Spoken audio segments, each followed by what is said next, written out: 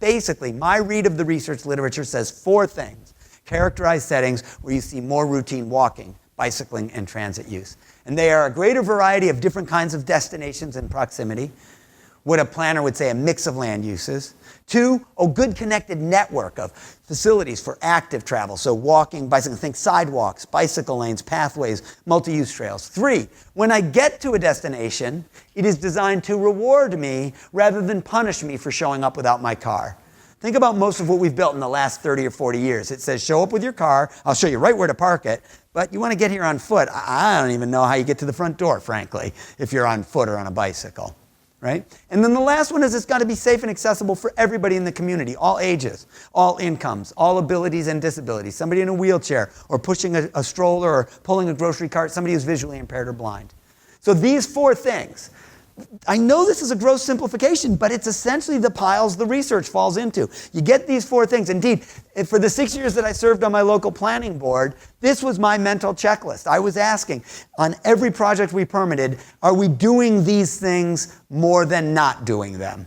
Right? Creating a mix, good connected network, inviting and functional site design, safety and access for all.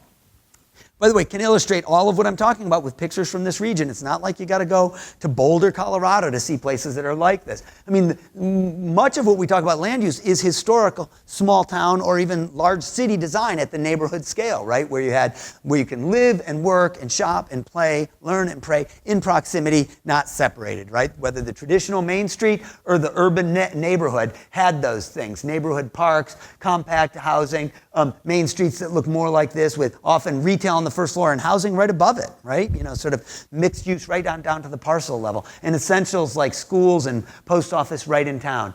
2 is the network of facilities, and it's not just sidewalks, but certainly those, but also on-street bike facilities, off-street bike facilities, and pedestrian facilities. Indeed, is that not the trail that you were talking about in Albany just a moment ago, Your Honor? And transit. I mentioned transit because there are a growing number of studies that tell us regular transit riders are statistically more likely to get their 30 minutes per day of physical activity.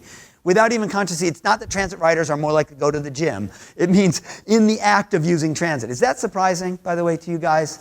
Right? Sort of intuitive, the act of, because think about it, all you have to do is walk 7 minutes to the bus, and then 7 minutes from the bus to your destination. And if you repeat that in the other direction, 4 times 7 is 28, sounds a lot like 30, right? So it's that easy.